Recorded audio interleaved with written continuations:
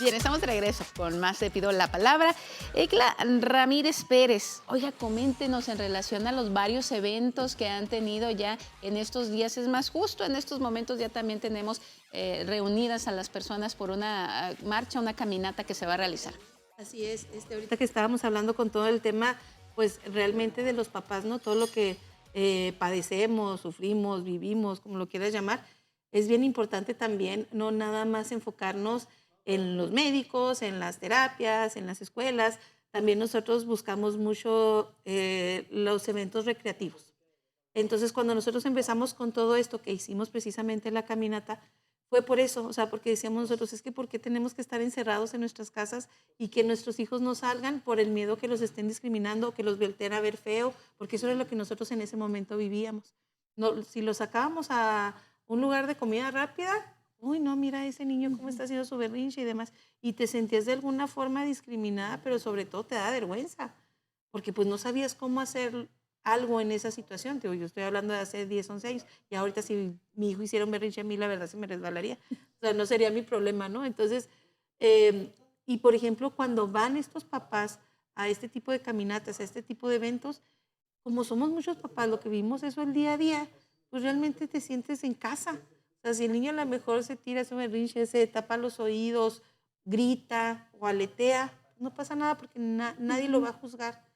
Entonces, este tipo de eventos, que igual hacemos varios en el año, es bien bonito porque todos los papás se sienten en familia, o sea, se sienten Parte incluidos, de se sienten incluido. parte de. Ujú. Y estos eventos no lo hacemos porque nada más los de la Fundación Niños para el Autismo, no, o sea, hacemos los eventos donde está dirigido a toda la comunidad.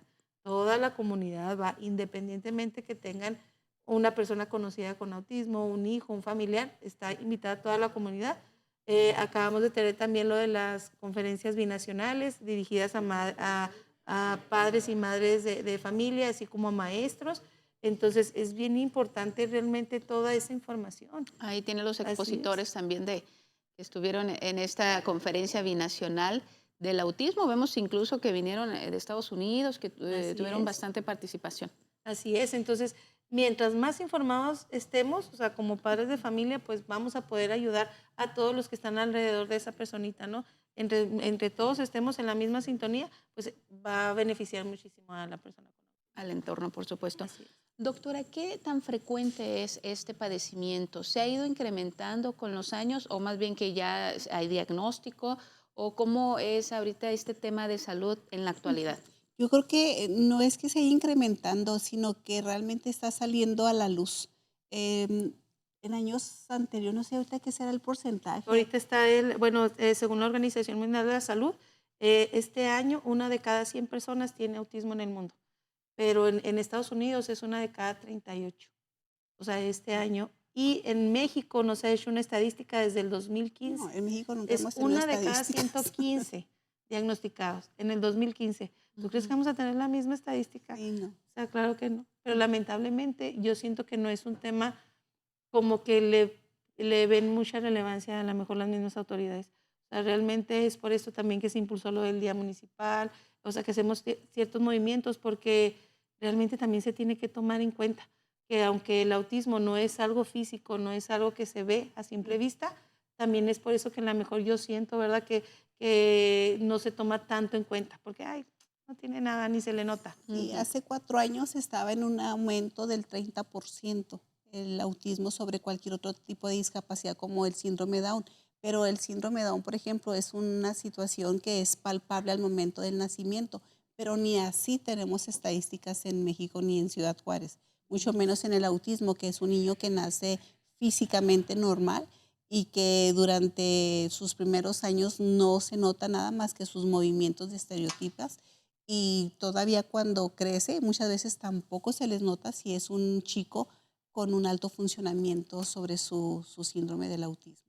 Entonces, no tenemos estadísticas reales. Estadísticas, No hay, increíble, no ¿verdad? hay. En un Y país como en hemos el que nos trabajado encontramos. en mesas de trabajo cuando hay conferencias sobre tener estadísticas reales aquí y no las hay. Y no tenemos. No tenemos Entonces, pues este es un estadísticas reales. estimado, por así Sí, es un decirlo, estimado. de lo que se vive, pero a nivel mundial y en este caso en Estados Unidos, ¿no? Así es. Ujú. Muy bien, psicóloga, la importancia también de llevar acompañamiento psicológico, pero los padres de familia, porque sobrellevar un tema de esta naturaleza es complicado, Claro. es difícil. Tener la paciencia, tener el modo del trato, ¿verdad? Cómo debemos de comportarnos con esos pequeñitos, esas pequeñitas en casa. Es importante también que los padres de familia acudan a terapia. Sí, creo que es muy importante que cualquier cuidador primario, en este caso papá, mamá, o en algunos casos hemos visto que abuelitos son partícipes de la educación del menor. Es muy importante que reciban un acompañamiento psicológico y sobre todo psicoeducación. En este caso, ¿qué es el autismo? ¿Cómo puedo trabajarlo con mi hijo? Como comentaban ahorita, que lamentablemente justamente por esta parte de psicoeducación, donde la persona desconocía qué es el autismo, cómo lo trabajo, bueno, entonces, ¿qué voy a hacer? Lo voy a ocultar. Y eso, a fin de cuentas, lo que va a afectar va a ser al menor, no tanto la interacción con la mamá, sino al menor.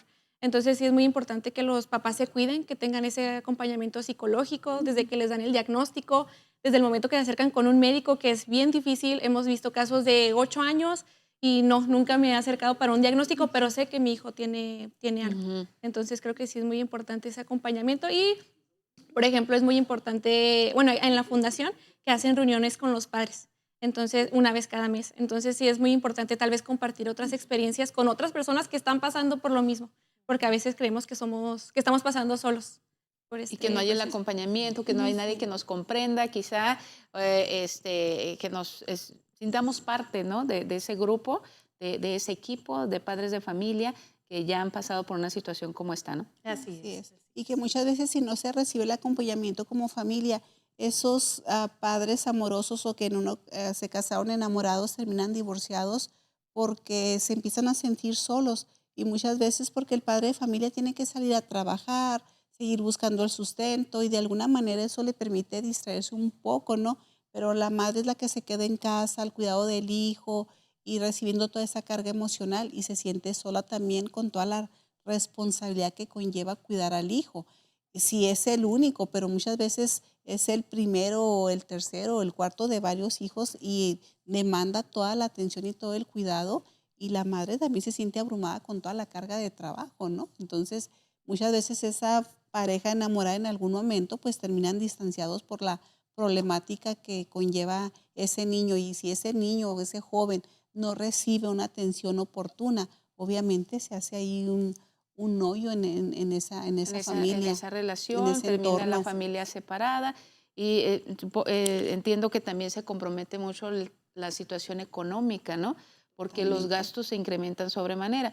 Incluso habrá ocasiones en que la madre de familia o el papá o algún tutor pues no pueden decir, tengo que ir a una jornada laboral o voy a 8 horas de trabajo diariamente porque necesitan la atención constante, ¿no? Así Sí, es. y todavía el mito de lo farmacológico, que muchos padres se niegan o le temen medicar a sus hijos porque dicen, es que mi hijo se va a volver drogadicto, se va a volver adicto. Y no es así, es un medicamento que el cerebro del hijo lo requiere porque es un órgano, el cerebro que también se enferma. Si nos enfermamos de la gripa, de tos, pues tenemos que tomar un medicamento para sanarnos. Así como se enferma el corazón, se enferman nuestros órganos, el cerebro es un órgano que también se enferma y también necesita ser medicado y necesita ser cuidado. Entonces, muchos padres todavía tienen ese mito de que mi hijo se va a volver adicto si lo medico. Y prefieren Sí, o o- jugar con las dosis, o sea, me sale muy caro el medicamento y lo podemos comprender, entonces le doy la mitad de la dosis para que me rinda, pero no es la mitad de la dosis la que el hijo necesita. Necesita una dosis completa, completa. una dosis que el médico le recetó adecuadamente y juegan con las dosis para que les rinda su medicamento y puede ser entendible, pero se ve reflejado en la En conducta la conducta. de la persona. Justamente con eso vamos a regresar después de la pausa para que nos comenten cómo está el sistema de salud público en estos momentos, si se cuenta justamente con el acceso al medicamento y a la atención requerida. Vamos a hacer una breve pausa, ya regresamos.